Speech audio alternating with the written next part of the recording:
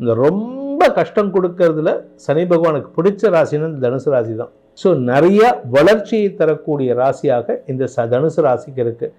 Suppose latest assume நான் உழைக்கல sir, எனக்கெல்லாம் வந்தது போதும் அப்படின்ட்டு நீங்கள் வீட்டில் உக்காந்தீங்கன்னா தென் நீங்கள் வீட்டில் உட்கார மாட்டீங்க, ஹாஸ்பிட்டலில் அட்மிட் ஆவீங்க. ஹாஸ்பிட்டலில் ஒரு ரூமை நீங்கள் வாடகைக்கு எடுத்துக்கலாம் வருஷம் ஃபுல்லாக, 1 வருஷத்துக்கோ 2 வருஷத்துக்கோ. ஸோ கடுமையான உழைப்பு. இதில் பத்தாவதுக்கு தாயாரையும் மாமியாரையும் பார்த்துக்கணும். ஏற்றங்கள் கிடைக்கக்கூடிய ஆண்டுகளாக இந்த சனி பயிற்சி தனுசு ராசிக்கு அமைச்சு கொடுக்குறார்.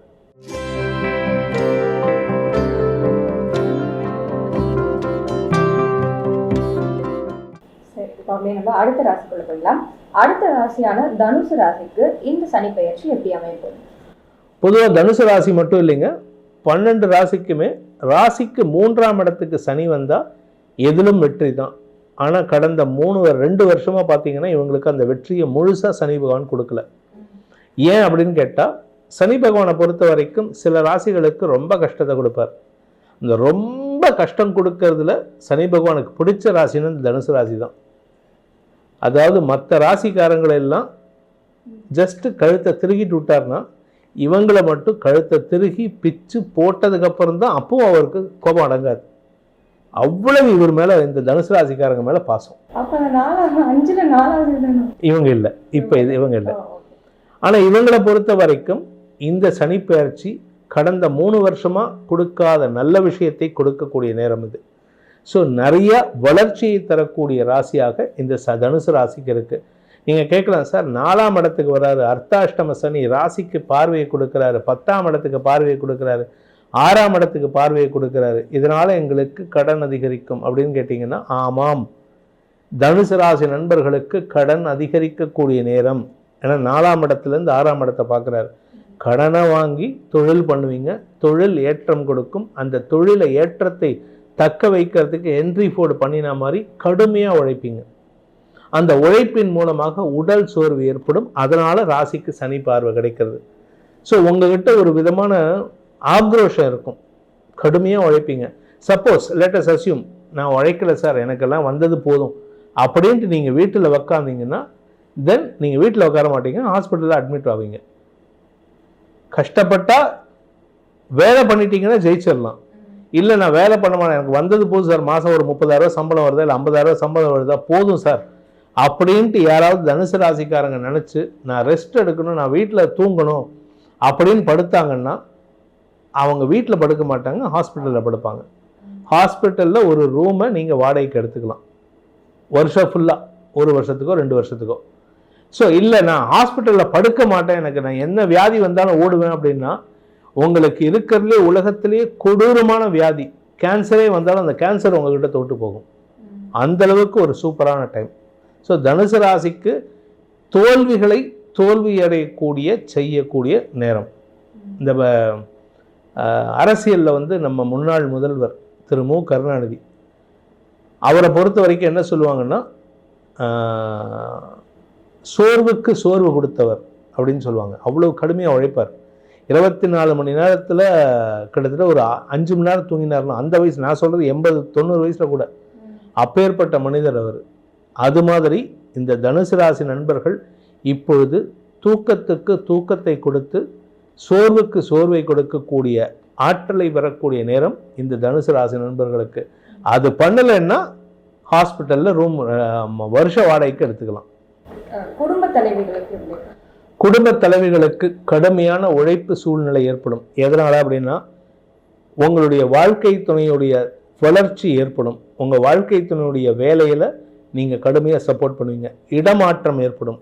ஏன்னா வாழ்க்கை துணை இவங்க குடும்ப தலைவிக்கு ஹஸ்பண்டுக்கு வேலை மாற்றம் ஏற்படும். பதவி உயர்வு கொடுத்து வெளியூரில் ட்ரான்ஸ்ஃபர் பண்ணுவாங்க. ஹைதராபாடுக்கோ இல்லை டெல்லிக்கோ இல்லை அகமதாபாடுக்கோ பிரயாக்ராஜுக்கோ ஏதோ ஒரு இடத்துக்கு ட்ரான்ஸ்ஃபர் ஆகும்.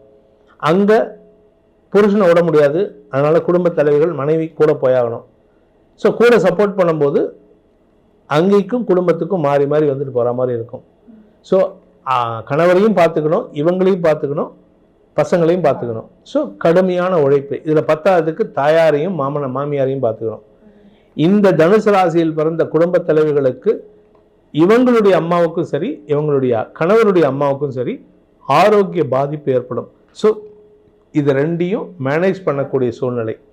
இது ரெண்டையும் மேனேஜ் பண்ணி தான் ஆகணும், மேனேஜ் பண்ணாமல் இருக்க முடியாது. இதில் இப்போ நடுவில் இவங்களுடைய ஹெல்த்தும் பாதிக்கும், ஆனால் மேனேஜ் பண்ணிடுவாங்க. ஸோ இவங்க வந்து 360 டிகிரிஸ் உழைக்கக்கூடிய நேரம்.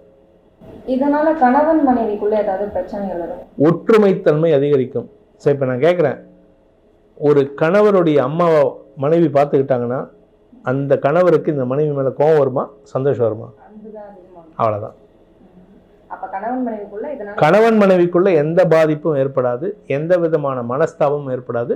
இன்ஃபேக்ட் நல்ல புரிதல் ஏற்படுறதுக்கு வாய்ப்பு இருக்கு. சில பேர்த்துக்கு வந்து கணவன் ஒரு ஊர்ல மாமியாரை பார்த்துக்கிறதுக்கு, அம்மாவை பார்த்துக்கிறதுக்கு மனைவி ஒரு ஊர்ல இருந்தாலும் அந்த பீரியட்ல இன்னும் அன்பு அதிகரிக்குமே தவிர குறையாது. இப்போ திருமணமாகி குழந்தை பாக்கியம் இல்லாம இருப்பாங்கல்ல, அவங்களுக்கு குழந்தை பாக்கியம், அவங்களுக்கு மருத்துவ ரீதியாக செலவுகள் ஏற்பட்டு குழந்தை பாக்கியம் ஏற்படும். ஏன்னா குரு 7 மற்றும் 8ஆம் இடங்களுக்கு வரக்கூடிய நேரத்தில் இருக்கிறதுனால குடும்பத்தில் உறவுகள், புதிய உறவுகள் வரணும். ஒன்றா குழந்தை பாக்கியம் ஏற்படணும், ஏற்கனவே குழந்தை இருந்ததுன்னா அந்த குழந்தைக்கு திருமண பாக்கியம் ஏற்படணும். பையன் குடும்ப தலைவிகள் ஒரு 50 வயசு இருக்காங்க, 45 வயசு பையன் படித்து முடிச்சிருப்பான், அந்த பையனுக்கு இப்போ சீக்கிரமாக 21 வயசுலேயே கல்யாணம் பண்ணுவாங்க. இந்த அம்மாவுக்கு 42 வயசு தான் இருக்கும், 42 வயசுலேயே மாமியார் ஆகிடுவாங்க. ஏன்னா இந்த பையனுக்கு நேரம் வந்துடுச்சு. ஸோ திருமணம் செய்யக்கூடிய நேரம், மாமியார் அந்தஸ்து வரக்கூடிய நேரம், உறவுகள் வரக்கூடிய நேரம். இது ஒரு பொண்ணு வீட்டுக்கு வருதுன்னா அவங்களுடைய அப்பா அம்மா மாமா, ஸோ உறவு புதுசாக வருது. ஸோ குடும்பம் விரிவடையக்கூடிய நேரம். ஸோ குரு சாதகமாக இருக்காரு, சனி உழைப்பை கொடுப்பாரு. வீட்டுக்கு ஒரு 100 பேர் உறவுகள் வராங்கன்னா இவங்க சும்மாவாக இருப்பாங்க, இவங்க தான் வேலை பண்ணி ஆகணும். ஸோ அதனால அது வேலை பளு அதிகரிக்கக்கூடிய நேரம். இப்போ திருமணம் ஆகாத தனுசு ராசிக்காரர்களுக்கு திருமணம் கை கொடுமா, இல்ல காதலர்களுக்கு எப்படி இருக்கும்? இப்போ ரொம்ப சூப்பரான டைம். என்ன ஒரே ஒரு விஷயம், தனுசு ராசியை பொறுத்த வரைக்கும் இவங்க வந்து லவ் பண்ணுவாங்க, ஆனால் இவங்களால லவ்வர் கூட டைம் ஸ்பெண்ட் பண்ண முடியாது. ஏன்னா வீடு, ஆஃபீஸ்லேருந்து கிளம்பும் போது நைட் 9 மணி, இங்கே வந்து அந்த பையன் வந்து அந்த பொண்ணு வந்து லவ்வர் பாயோ லவ்வர் கேர்ளோ வந்து 7 மணிக்கு ரெடியாக இருப்பாங்க. 6 மணிக்கு நம்ம இன்னைக்கு வந்து அவர் கூட வந்து பாய் ஃப்ரெண்ட் கூட சினிமாவுக்கு போகலாம், ஒரு ஹோட்டல் போகலாம், இது பண்ணால் நம்ம வந்து அடுத்தது திருமணத்தை பற்றி குடும்பத்தை பற்றி பேசலான்ட்டு.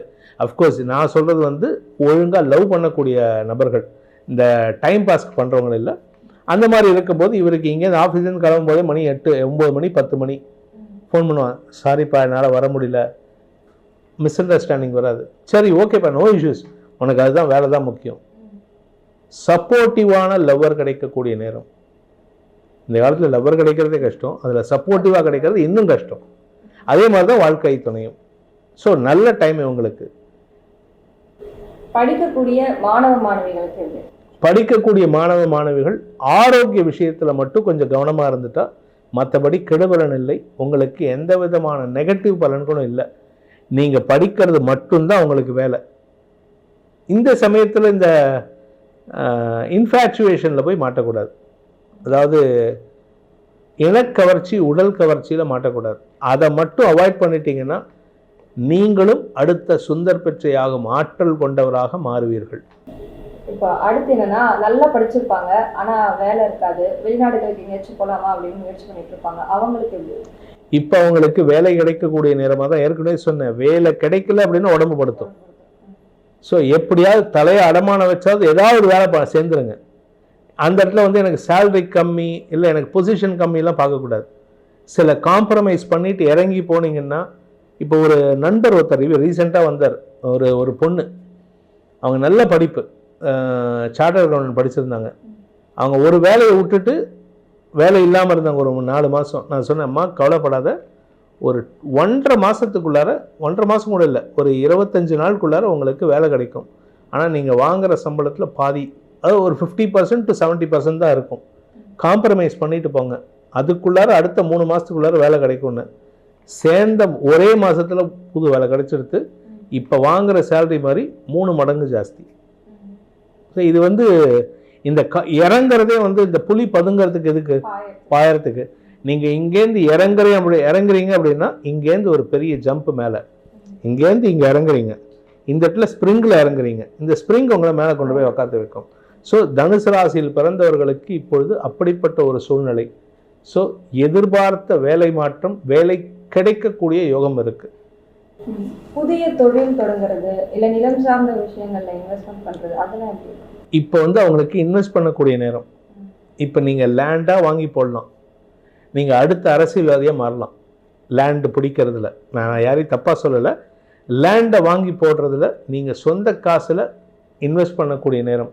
ஏன்னா அடுத்து வரக்கூடிய குரு பயிற்சி அக்டோபர் டு டிசம்பர் 2025 உங்களுக்கு அபரிமிதமான பண வருமானம் ஏற்படும். அதுவும் சுய தொழில் செய்பவர்கள், உத்தியோகஸ்தர்களுக்கெல்லாம் வருமானம் வரும். அதாவது அதிர்ஷ்டம் அதிகம். 8ஆம் இடத்துக்கு குரு போக போகிறார். 8ஆம் இடம்ங்கிறது அதிர்ஷ்டம். அதாவது அதிர்ஷ்டம்னா லாட்ரி, புதையல், பூர்வீக சொத்துலேருந்து பணம் வரும். எப்போ ஒரு 80 வருஷத்துக்கு முன்னாடி தாத்தா வாங்கி போட்டிருப்பாரு, அது இல்லைன்னு இருக்கும். அந்த இடத்துலேருந்து வருவான், சாமி உங்கள் லேண்டை விட்டுட்டு போயிட்டீங்க, இந்தாங்க நான் எடுத்துக்கிறேன், இந்தாங்க பணம், இதை அந்த அமௌண்ட். அந்த மாதிரி லம்சம் வரக்கூடிய நேரம். இதன் மூலமாக உங்களுக்கு ஏற்றங்கள் கிடைக்கக்கூடிய ஆண்டுகளாக இந்த சனிப்பெயர்ச்சி தனுசு ராசிக்கு அமைச்சு கொடுக்குறார். நிறைய ஏற்றங்கள் பார்த்துட்டோம். அப்ப எதிர்மறைகள் என்னவா இருக்கும்? எதிர்மறை 4ஆம் இடம் ஆரோக்கிய விஷயத்துல கவனமா இருக்கணும். 4ஆம் இடம் தாயாரின் ஆரோக்கியம் கவனமா இருக்கணும். 4ஆம் இடம் இருக்கிற வீட்டுல பிரச்சனை வருது. வீடு சொந்த வீடு வாங்குவீங்க, ஆனா அதுல பிரச்சனை இருக்கு, அதை கவனிக்காம விட்டுட்டீங்க. 6ஆம் இடத்தை பார்க்கறதுனால எதிரிகளின் பலம் அதிகரிக்கக்கூடிய நேரம். நீங்க மோதுறதே ஒரு ஒரு பெரிய தலையோட தான் மோதுவீங்க. இப்போ நான் சொல்லணும் அப்படின்னு சொன்னா, நீங்க சாதாரண ஒரு ஆளா இருப்பீங்க, ஆனா நீங்க மோதுறது ஒரு பெரிய அரசியல் தலைவராக, அதுவும் ஆட்சியில் இருக்கக்கூடிய அரசியல் தலைவராக இருக்கும். அப்பேற்பட்ட ஆள் கூட மோதுறதுக்கு எவ்வளோ பெரிய பலம் வேணும்.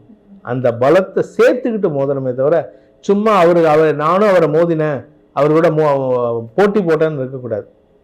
வீண் பிடிவாதம் இருக்கக்கூடாது, வீம்புக்கு மோதக்கூடாது. உங்ககிட்ட நியாயம் இருக்கணும், அப்போ மோதினா தப்பு கிடையாது. ஸோ அதை மட்டும் கொஞ்சம் பார்த்துக்கிட்டா இவங்களுக்கு நல்லது. மற்றபடி நெகட்டிவான விஷயங்கள் இல்லை, ஆனால் நெகட்டிவை இவங்களா ஏற்படுத்திக்கூடாது இந்த ஒரு விஷயத்தினால. இவங்களுக்கான பரிகாரம் என்ன?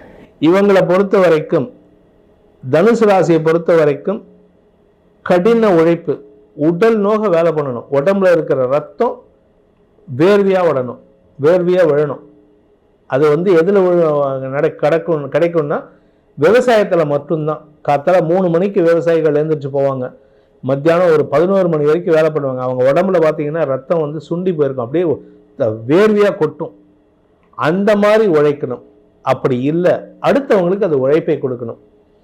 அது மட்டும் இல்லாமல் நல்ல வெள்ளை பசுமாடுகள், வெள்ளை பசுமாடு எங்கெல்லாம் இருக்கோ, நாட்டு பசுமாடுகள், நான் உடனே இந்த ஜெர்சி மாடோ இல்லை எஃப்ஹெச் மாடோ, அந்த மாதிரி ஹெச்எஃப் மாடோ அதெல்லாம் பண்ண சொல்லலை. நாட்டு பசுமாடுகள், அதில் வெள்ளை பசுமாடுகளுக்கு உதவிகள் செய்ய வேண்டும். அதுக்கு முடிஞ்ச அளவுக்கு அந்த உணவு வகைகள், பழங்கள், குறிப்பாக இந்த பில்லு வைக்கோல், அருகம்பில் கிடையாது, அருகம்பில் பிள்ளையாருக்கு, வைக்கோல், அந்த மாதிரி உணவு வகைகளை அந்த வெள்ளை பசுமாடுகளுக்கு வாங்கி தருவதன் மூலமாக உங்களுக்கு ஆரோக்கிய குறைபாடு ஏற்படாது, தொழில் சிறக்கும், உத்தியோக மேம்பாடு அமையும். எதிரிகளால் ஏற்படுகின்ற தடுமாற்றங்கள், எதிரிகளை வெல்லக்கூடிய ஆற்றல் ஏற்படுகின்ற அமைப்பை இந்த சனிப்பெயர்ச்சி கொடுக்கணும்னா இந்த பரிகாரத்தை பண்ணிட்டு வாங்க.